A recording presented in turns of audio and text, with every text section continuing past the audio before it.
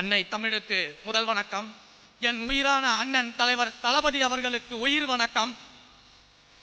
எங்கள் தலைவரை ஈன்றெடுத்த தந்தைக்கும் தாய்க்கும் இந்த அரங்கில் வீட்டிருக்கக்கூடிய அனைத்து தோழர்களுக்கும் எனது அன்பு வணக்கம்.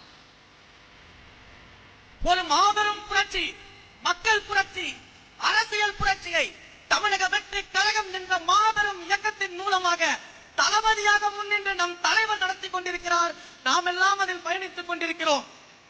புரட்சி என்பது சாதாரண வார்த்தை அல்ல. அது ஒரு சக்தி, அது ஒரு உணர்வு, அது ஒரு மாற்றத்தின் துவக்கம், அது முடிவில்லாத முயற்சி. இந்த புரட்சி என்ன செய்யும் தெரியுமா?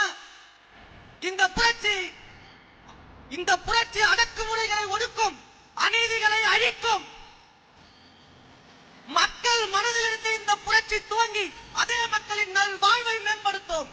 அத்தகைய மாபெரும் புரட்சியில் நம்முடைய தலைவர் நம்மையும் ஒரு அங்கமாக மாற்றி இருக்கிறார்கள் என்றால் நாம் நம் தலைவருக்கு என்ன செய்ய போகிறோம்? தலைவா, ஒன்றே ஒன்றை மட்டும் சொல்லிக் கொள்கிறேன். இந்த புரட்சி வெற்றியை நோக்கி போய் சேராமல் ஒரு நாளும் தடம் மாற மாட்டோம், வழி மாற மாட்டோம், ஒரு நாளும் பிடிமூட மாட்டோம் என்பதை மட்டும் உறுதியோடு நான் தெரிவித்துக் கொள்கிறேன். சரி, இப்ப புரட்சியின் தேவை என்ன? நம் தலைவர் எதற்காக தேவை? நம் கழகம் எதற்காக தேவை? இப்படி எல்லாம் நிறைய பேர் கேள்வி கேட்பாங்க. அவர்களுக்கெல்லாம் நாம பதில் சொல்றதை விட இன்றைக்கு மக்களே பதில் சொல்லிக் கொண்டிருக்கிறார்கள். என்ன பதில் சொல்லிக் கொண்டிருக்கிறார்கள் தெரியுமா?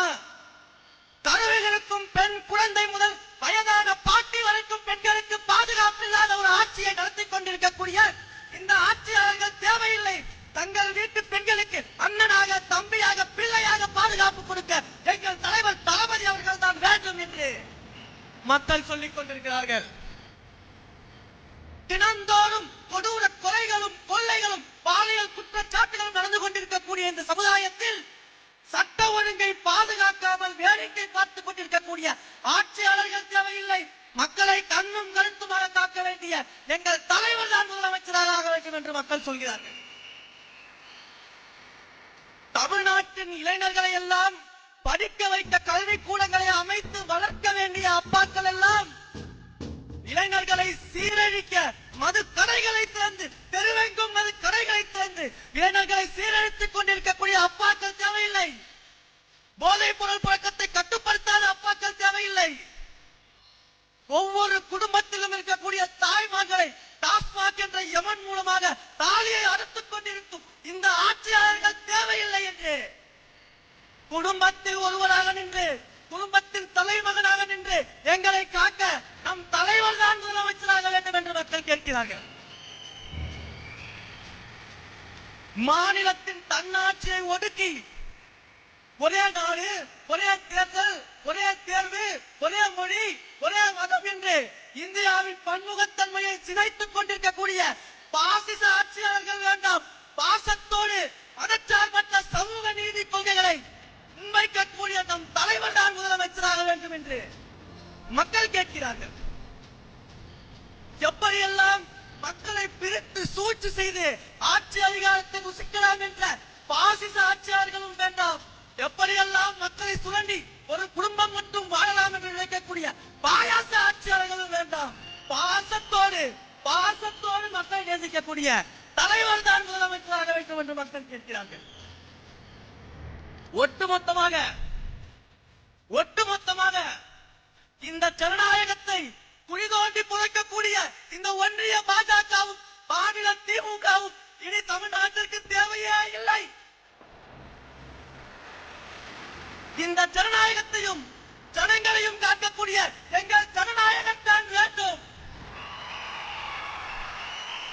என்று மக்கள் கேட்கிறார்கள். இதுதான் இன்றைக்கு மக்களுடைய பார்வையாக இருக்கக்கூடியது. புரட்சித் தலைவர் எம்ஜிஆர் அவர்களுக்கு பிறகு தன்னுடைய ரசிகர்களையும் கோடான கோடி மக்களையும் வாக்காளர்களாக இந்த கழகத்தின் தோழர்களாக மாற்றக்கூடிய ஒரே வல்லமை படைத்த தலைவர் நம்முடைய தலைவர். உடனே ஒரு கும்பல் கிளம்பிடுவாங்க. ஒரே எம்ஜிஆர் தான், எம்ஜிஆர் வர முடியுமான்னு கேட்பாங்க. எங்கள் தலைவரே சொல்லிவிட்டார் எம்ஜிஆர் என்றால் ஒருவர் தான் என்று. ஆனால் இன்றைக்கு நான் சொல்கிறேன், எப்படி எம்ஜிஆர் என்றால் ஒருவர் தான், அவரை போல வர முடியாது என்று பேசுகிறீர்களோ, இன்னும் 100 ஆண்டு கழித்து தளபதி என்றால் ஒருவர் தான், தலைவர் என்றால் ஒருவர் தான்.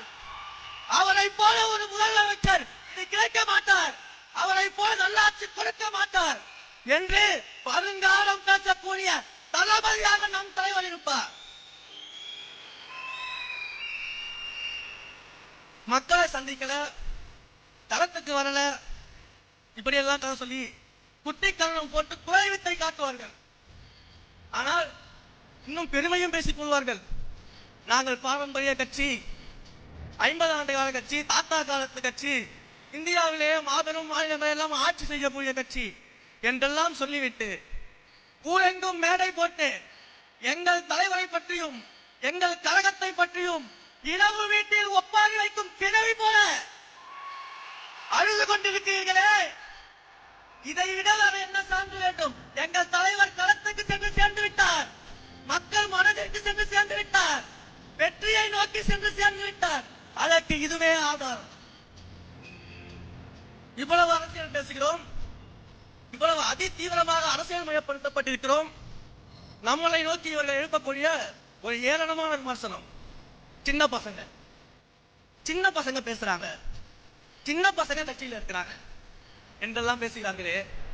மேலைக்கு மேலே ஏறி நாடகம் போட்டு மக்களை ஏமாற்றி இளைஞர்கள் அரசியலுக்கு வரணும், அரசியல் புதுமைப்படணும், புது ரத்தம் பாய்ச்சணும் என்றெல்லாம் பேசிவிட்டு இன்று உங்களை நோக்கி கேள்வி எழுப்பும் போது எங்களை போன்ற இளைஞர்களை சின்ன பசங்க என்று சொல்றீங்களே, உங்க பயம் நல்லாவே புரியுது, உங்க பயம் நல்லாவே புரியுது. ஆனா எழுதி வச்சுக்கோங்க, இந்த சின்ன பசங்க 2026 தேர்தலில் உங்கள் ஆட்சிக்கு முடிவுரை எழுதி எங்கள் தலைவர் நல்லாட்சிக்கு துவக்க உரை எழுதுவோம். இதை நடத்தியே தீர்வோம். எத்தனை அதட்டல்கள், உருட்டல்கள், மிரட்டல்கள் வந்தாலும் அஞ்ச மாட்டோம். தேர்தல் களத்தில் உங்கள் கதை முடிக்கும் வரை வாழ மாட்டோம்.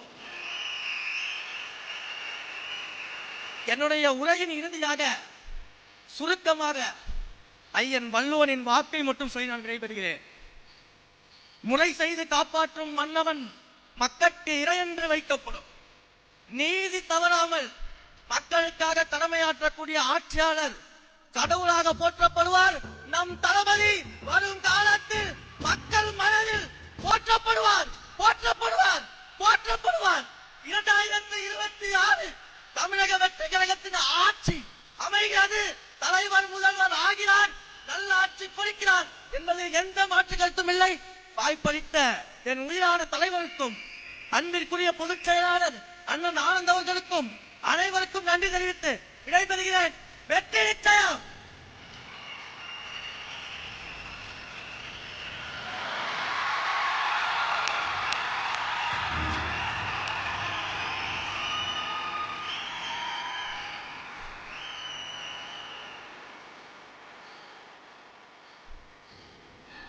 அருமை அருமை. நீ சின்ன பையனே இல்லப்பா, நீ ரொம்ப பெரிய பையன். தமிழக வெற்றி கழகத்தின் குட்டி புலியின் பாய்ச்சல் எப்படி என்றால் எங்கள் தாய் புலி பேசும்போது எப்படி இருக்கும் குறித்து வைத்துக் கொள்ளுங்கள். தலைவரின் தரமான சம்பவம் இன்னும் சில நொடி பொழுதுகளில் இந்த மேடையில் நீங்கள் பார்க்க